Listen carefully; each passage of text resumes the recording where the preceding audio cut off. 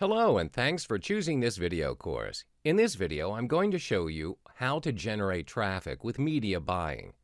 Some people like to use a busy highway or billboard analogy to better understand the concept of media buying. The ad networks represent the billboard space.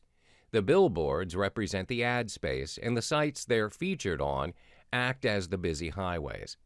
Think of the media buyer as a trader buying low and selling high, but with ads instead of stocks. He looks for the best ad placements and aims to monetize the traffic with the highest paying ad programs. The more expensive the spot, the greater likelihood your ad will be seen by more people.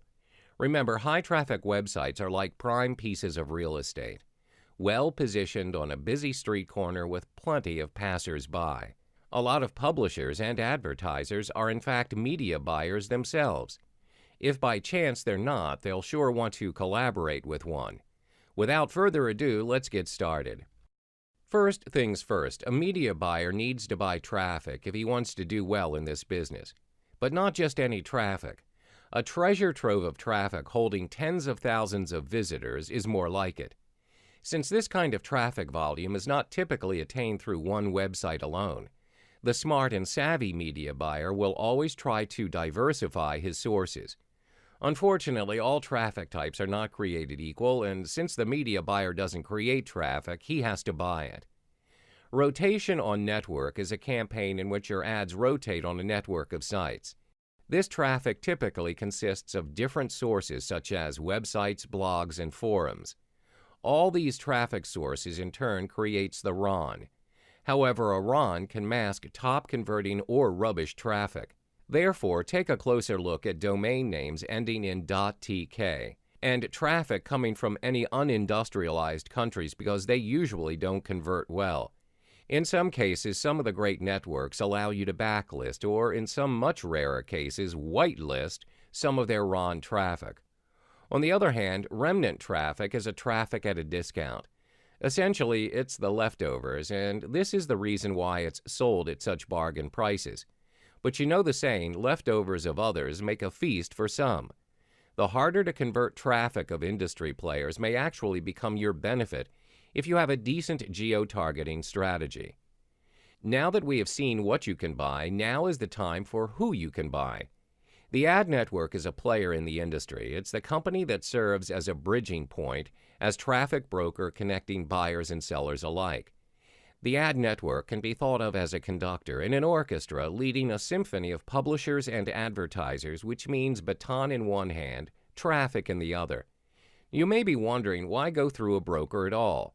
Well, since the network purchases higher volumes of traffic over a longer period of time, it has access to a larger array of traffic types at a more reasonable price. It's always better to get your feet wet in something new once you have a basic understanding of what's to be done. In this case, ad networks make traffic buying simpler. They make traffic buying for the beginner easy to do, and they tend to offer support if you run into trouble along the way. For those who have a thinking of independent, self-made, and successful online entrepreneur as a thing of the past, you need to stop thinking like that. There are still a lot of site owners out there that won't sell their ad space to networks. They themselves prefer dealing with their site's traffic monetization operation.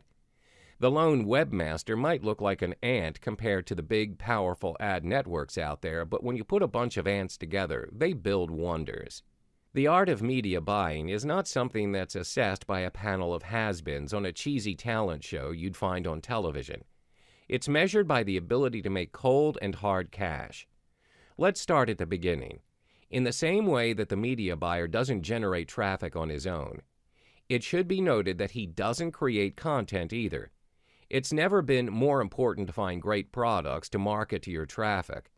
Ever heard the phrase, you can catch more flies with honey than with vinegar? Well, you can certainly apply this phrase to media buying and traffic monetization as a whole.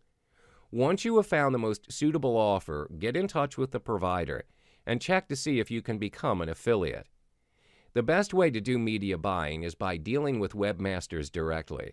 You simply find blogs, websites, forums, or places where your potential customers can be reached and contact them directly asking about available ad spaces on their website. In this way, you can be super selective with who you contact and choose to only advertise on highly targeted websites with local traffic that's good for your business.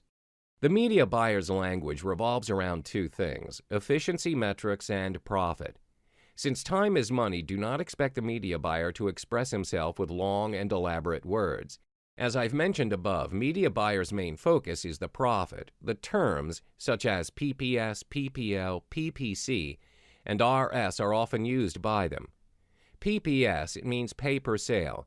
When you promote PPS offers, you usually earn more money for each individual sale, but they usually have a lower conversion rate than PPL offers, as they typically require the usage of a credit card.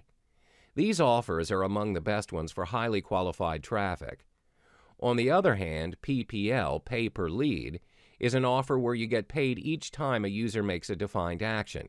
For example, you can get paid each time a user signs up for free or fills out a form. PPC, which is pay per click, means that you get paid each time a user clicks on an ad or the sponsored link. It's by far the fastest way to earn money. However, the amount you earn per click is among the lowest gains you will probably see in this market.